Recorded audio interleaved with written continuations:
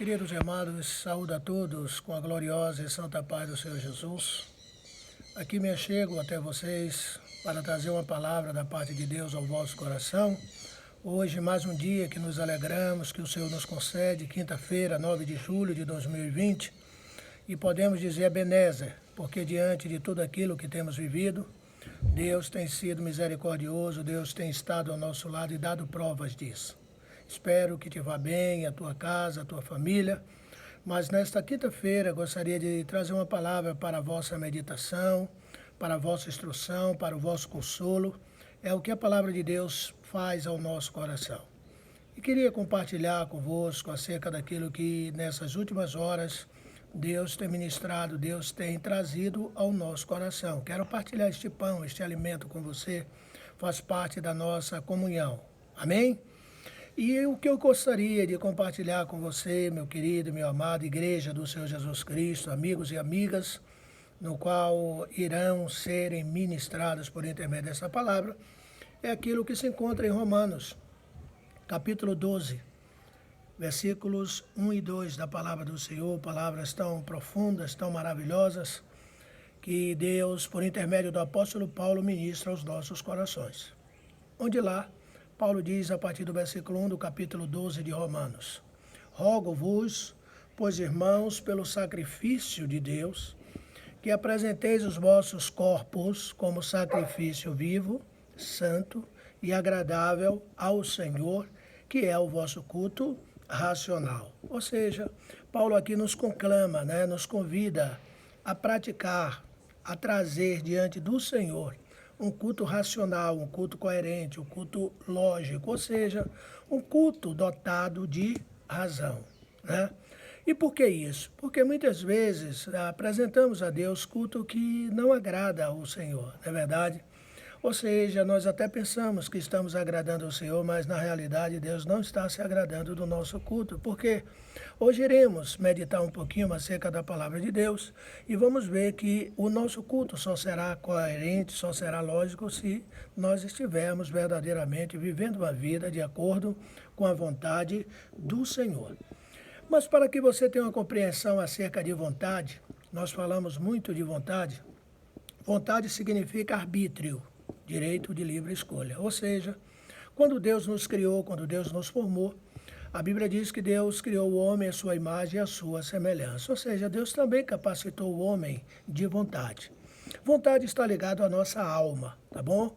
Aqui em Romanos nós vimos que há um convite, para apresentar os nossos corpos. Primeiro, o nosso corpo físico, Segundo, o nosso corpo, espiritual, a alma, corpo e espírito. E na nossa alma, ela também é composta de vontade. A nossa alma, nós temos sentimento, nós temos a consciência, nós temos a vontade, que faz parte da nossa alma, não é isso? Então, de acordo com aquilo, que a palavra de Deus nos convida acerca da nossa alma, ou seja, a nossa vontade, quando o homem desobedeceu a Deus, quando o homem caiu da vontade de Deus, a alma do homem foi desestabilizada. Ou seja, a vontade do homem foi corrompida para com Deus. E de volta às origens, Deus agora, por intermédio do apóstolo Paulo e da sua palavra, nos convida, nos conclama também a ter a nossa alma restaurada por intermédio da nossa vontade.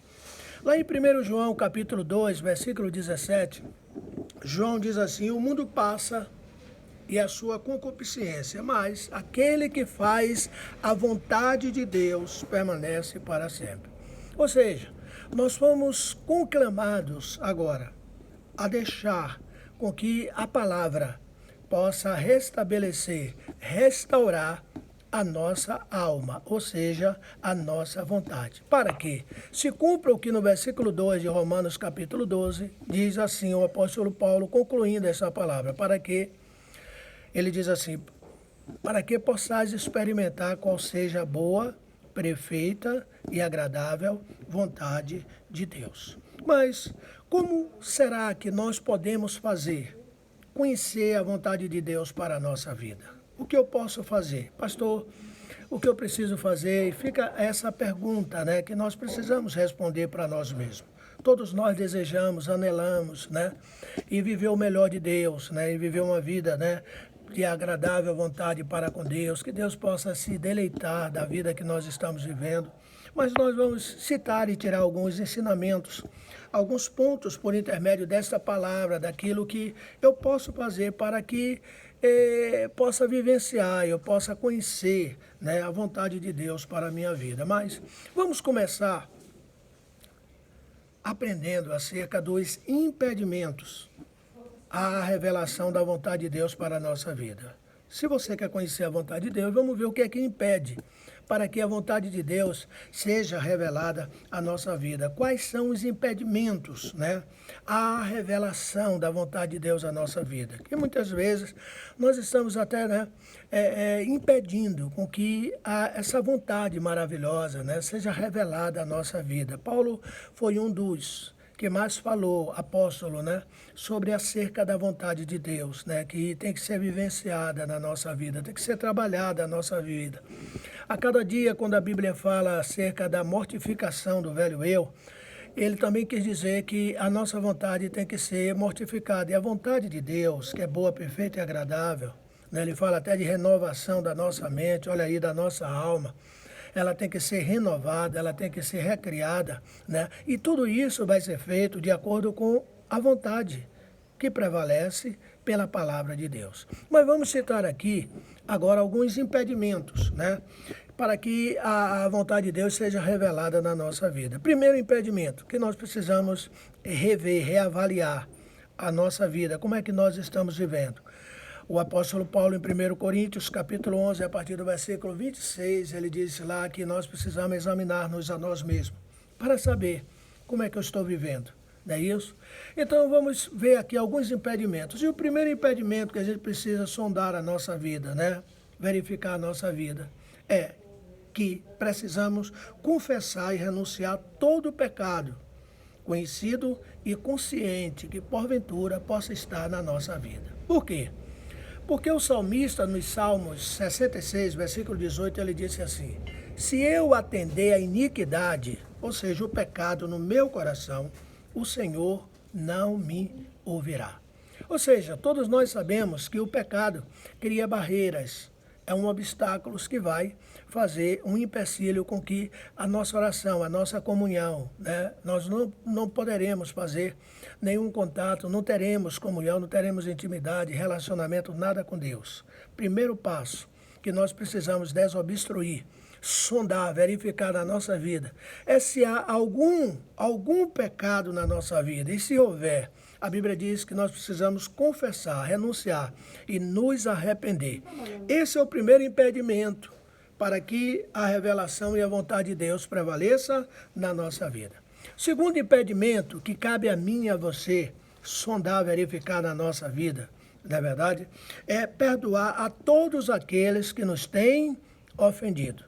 E isso está na oração que Jesus Cristo ensinou os seus discípulos a orar e também nos ensinou. Faz parte da bem-aventurança, onde ele disse assim, que quando nós nos chegarmos ao Pai, nós precisamos e oramos a Ele e dizemos: Pai, perdoa-nos os nossos pecados, assim como nós temos perdoado a todos aqueles que nos têm ofendido.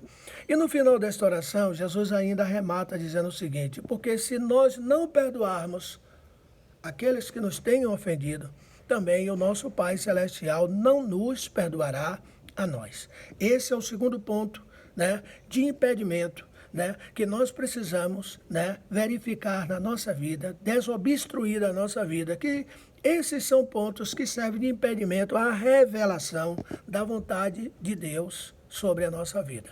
Ainda temos o terceiro, e o terceiro é repreender todo medo, toda dúvida que porventura possa haver na nossa vida acerca de Deus, tá certo? Por quê? Porque a própria palavra de Deus fala sobre isso e diz, né, que quem duvida é semelhante, Tiago fala no capítulo 1, que quem duvida é semelhante à onda do mar, né, que é levada de um lado para o outro. Ou seja, a dúvida é o oposto da fé. O medo é o oposto da fé. E na sua santa palavra, Deus diz que aquele que duvida, ou seja, aquele que não vive por fé, né, a alma dele não terá prazer. E cabe a nós verificarmos a cada dia na nossa vida se diante de tudo aquilo que está em nossa volta, está ocorrendo, está acontecendo, será que eu tenho me deixado atemorizar? Será que eu tenho duvidado de que Deus é Deus mesmo? De que Deus está no controle da nossa vida, não importa o que venha acontecer, de que vai sempre prevalecer a boa, perfeita e agradável vontade de Deus? Então, esse é o terceiro ponto, né, que nós precisamos analisar, sondar o nosso coração, se porventura existe algum ponto de dúvida ou de medo aí na nossa vida. Isso serve como impedimento para a revelação da vontade de Deus prevalecida sobre a nossa vida. Mas vamos ao quarto obstáculo, quarto ponto que nós precisamos estar verificando, fazendo uma limpeza, né, sondando. O salmista no Salmo 139, ele disse: sonda-me, ó Deus, e me conhece. Não é verdade? E de acordo com a nossa vontade, com a nossa consciência que está agregada à nossa alma, tá bom? Junto com os nossos sentimentos, tá bom? Nós vamos saber, não é verdade? Nós vamos entender o que realmente está dentro de nós. O quarto impedimento é: será que estamos andando em obediência a Deus em todas as áreas da nossa vida, né?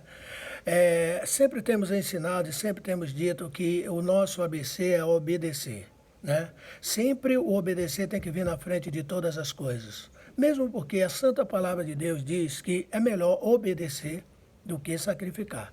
E sempre a obediência tem que estar na frente de todas as coisas. A Bíblia diz que até Cristo obedeceu, né? Está escrito lá na palavra de Deus. Paulo, em 1 Coríntios, capítulo 10, versículo 5, ele diz: destruindo os conselhos e toda altivez que se levanta contra o conhecimento de Deus, e levando cativo todo o entendimento à obediência a Cristo. Uma das coisas que nós brigamos muito contra o nosso eu e a nossa vontade é fazer a vontade de Deus. Onde muitas vezes o que quer prevalecer é a nossa vontade, o que na realidade está em desobediência com a vontade de Deus. É aí aonde entra o ponto da obediência. Eu quero te lembrar o ocorrido que aconteceu em Gênesis, onde a Bíblia cita acerca do pai Abraão, né? O homem que Deus chamou está lá, pai Abraão, na galeria dos heróis da fé, onde Deus quis colocar em prova a obediência de Abraão, né? E quis saber qual era a vontade que prevalecia na vida de Abraão, quando Deus pediu o único filho dele, que era o Isaque, o filho da promessa, como único, e disse: o teu único filho, leva e oferece em holocausto a mim. A Bíblia disse que Abraão em tudo ali ele foi provado, mas o que prevaleceu em obediência foi a vontade de Deus, onde ele cumpriu as ordenanças de tudo aquilo que Deus tinha mandado ele fazer. E quero, no meio dessa meditação, te dizer que muitas vezes Deus prova-nos pela nossa vontade, para saber qual é a vontade que vai prevalecer, se é a nossa ou se é a vontade dele na nossa vida. Tá bom? Mas ainda temos o quinto empecilho, o quinto impedimento, que muitas vezes pode nos impedir de conhecer a vontade de Deus, que são muitas vezes os motivos que nos levam a agir, na verdade, quando nós somos orientados e dirigidos por Deus. Ouça bem isso, os motivos que levam a agir e não aceitamos quando somos orientados e dirigidos por Deus. Em 1 Coríntios, capítulo 27 e 29, Paulo fala sobre isso. Muitas vezes, mesmo sabendo a vontade para a nossa vida, na verdade, sabemos que aquilo é o que Deus, por intermédio da sua palavra, Ele quer que a gente faça. Ou seja, nos atirar no escuro, na verdade, para saber se Deus está com a sua potente mão nos aguardando. Ou seja, isso é viver por fé e muitas vezes não fazemos. Criamos alguns obstáculos e deixamos que alguns empecilhos nos impeçam de conhecer a plena, verdadeira vontade de Deus para a nossa vida. Mas, diante de tudo isso que aqui nós estamos hoje meditando, e quando a nossa mente ainda, a nossa vontade não está trabalhada pela vontade de Deus, muitas vezes nós criamos circunstâncias e situações, até por intermédio das nossas orações, usamos até a palavra do Senhor e queremos fazer com que Deus mude, enquanto que quem deve mudar somos nós. Somos nós que precisamos nos mudar à vontade de Deus e não Deus pela nossa vontade. E aí o que é que acontece? Nos tornamos impacientes quanto à vontade de Deus. Aí chegamos ao ponto de estabelecer tempo, dias, meses, damos a Deus prazo, né? Ameaçamos e queremos chantagear e barganhar com Deus, né? Que Ele é imutável, né? Um dos atributos de Deus é que Ele não muda, não é verdade? E nós muitas vezes queremos mudar Deus para satisfazer a nossa vontade. Mas eu gostaria de salientar nessa meditação e trazer algumas lembranças, alguns exemplos de homens que já viveram, irmãos nossos, no passado, e que deram certo com eles. E que com certeza, se nós agirmos segundo a vontade de Deus, vai dar certo conosco. A Bíblia cita Abraão. Abraão é um homem que nos traz lições profundas e tremendas, né? De acordo com o que é viver com a vontade de Deus. A Bíblia diz que com 75 anos de idade, em Gênesis capítulo 12, Deus prometeu uma promessa para Abraão, que só foi se cumprir, que foi um filho, 24 anos depois. Interessante que lá em Romanos, a Bíblia cita de que Abraão viveu tanto segundo a vontade de Deus, que ele creu em esperança contra a esperança, que mesmo o tempo se passando, iria se cumprir aquilo que Deus tinha prometido para a vida dele. Mas também nós temos outros personagens. Nós citamos José o sonhador.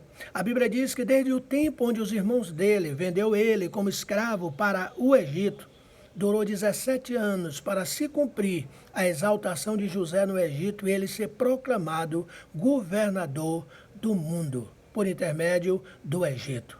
Ora, nós também temos outro, Davi, que a partir da consagração e do óleo derramado sobre a sua cabeça, a vontade de Deus de que ele fosse rei, reinasse sobre Israel, ainda durou 20 anos para que ele pudesse, assim, ver cumprido as promessas de Deus para a vida de Davi. Então, aqui nós encontramos alguns exemplos de homens que viveram, né, que passaram, e que hoje nós queremos apressar Deus, nós queremos que as coisas sejam feitas de acordo com a nossa vontade, nós queremos estabelecer as coisas que estão em nossa volta e querer mudar a nossa vontade com a vontade de Deus, o que na realidade tem que ser oposto a isso. Tem que ser a vontade de Deus que tem que prevalecer sobre a minha e sobre a sua vida. Mas eu quero lhe trazer neste momento, né, alguns pontos, né, algumas chaves do conhecimento da vontade de Deus. Eu quero te dar aqui alguns exemplos, algumas chaves que vai abrir algumas portas, né, para que a vontade de Deus seja revelada sobre a minha e a sua vida. E a primeira chave do conhecimento da vontade de Deus, que a palavra de Deus nos mostra, nos orienta, nos ensina, é intimidade com o Senhor. É buscar viver uma vida de intimidade com Deus. Essa é a primeira chave, né? De poder compreender, de poder entender, de poder ter a vontade de Deus revelada e prevalecida sobre a nossa vida. Eu quero lhe trazer um exemplo em que a Bíblia cita de que Jesus Cristo, lá em João, ele tinha 70 discípulos e chegou a enviar esses 70 discípulos. Mas com Jesus, na realidade, viveu 12 discípulos que fez parte do discipulado dele. Dentre esses 12, havia 3 que eram mais achegados, Pedro, Tiago e João. E dentre os 3 havia um, que segundo João cita, que era o único que inclinava a cabeça no ombro de Jesus. Isso fala de intimidade. Se você quer ver a boa, perfeita e agradável vontade de Deus revelada sobre a sua vida, se você quer descansar, quer se ver livre de toda ansiedade, todo medo, todo pavor, toda dúvida, de tudo aquilo que nos leva muitas vezes a duvidar do que Deus tem para mim e para a sua vida, busque viver uma vida de intimidade, de comunhão com Deus. A segunda chave, né, do conhecimento da vontade de Deus revelada sobre a nossa vida é dependência do Senhor. Aprenda a depender de Deus. Jesus Cristo, lá em João, disse assim, sem mim nada podeis fazer. É vontade de Deus. Tá bom? Entrega o volante, a direção, confia nele, né? O salmista disse assim, entrega o teu caminho ao Senhor e confia nele. Dependa de Deus. Saiba que sem ele nós não somos nada, tá bom? É ele que é o nosso tudo. É Ele que pode todas as coisas. Entregar, submeter a nossa vontade a Deus, eu sei que é difícil, não é fácil, mas aprenda a depender de Deus, porque Deus não erra. Deus nunca chega atrasado nem adiantado. Deus chega na hora certa. E a terceira chave, obediência. Obediência sempre vai estar presente. Viva uma vida de obediência ao Senhor. Essas são as chaves do conhecimento da vontade de Deus para a nossa vida, para que assim possamos viver uma vida que agrade a Ele, uma vida plena, em saber de que se ainda não foi revelado aquilo que a gente tanto espera, ei, não se desespere. A vontade de Deus, que sempre será boa, perfeita e agradável, irá prevalecer sobre a minha e sobre a sua vida. Mas eu quero ainda trazer nessa meditação os meios de Deus manifestar a sua vontade na minha e na sua vida. Quais são os meios, pastor, que Deus irá manifestar a sua vontade na minha vida? Eu vou dizer para você aqui. Continue buscando isso, almejando isso. Primeiro meio, a palavra escrita. Aquilo que ele deixou na palavra dele. Lá em Apocalipse, capítulo 1, versículo 3, diz assim: bem-aventurado aquele que lê e os que ouvem as palavras desta profecia e guarda as coisas nela escritas. Deus honra por aquilo que ele deixou na sua palavra. E o primeiro meio de Deus manifestar a sua vontade é por intermédio da sua palavra.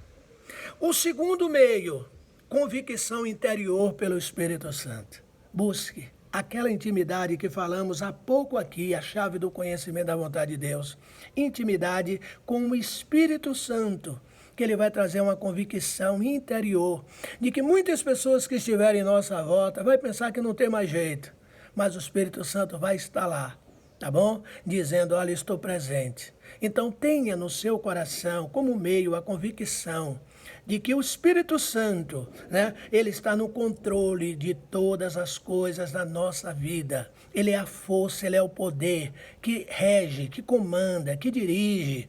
Ele é Deus conosco presente na nossa vida. E o terceiro meio de Deus manifestar-nos a sua vontade, nós também encontramos aqui, é por motivos e desejos santos, aonde a palavra escrita revela para nós, como Paulo escreveu em Filipenses capítulo 2, versículo 13, ele disse, porque Deus é o que opera em nós, tanto o querer como o efetuar segundo a sua boa vontade.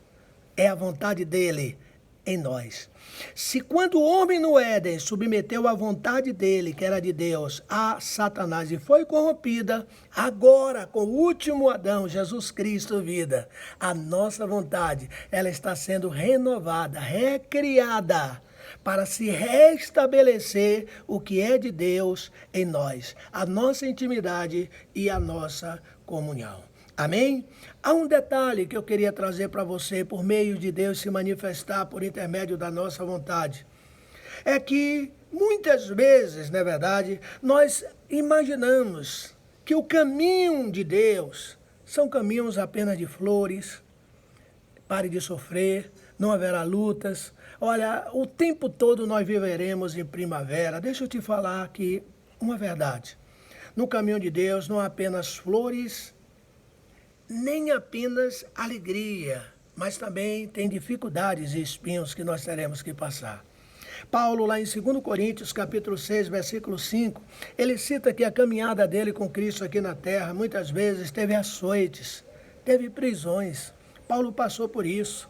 José também passou pelo cárcere, eu falei há pouco sobre José. A Bíblia diz que Daniel foi lançado na cova dos leões. Sadraque, Mesaque e Abdenego foi lançado na fornalha de fogo ardente.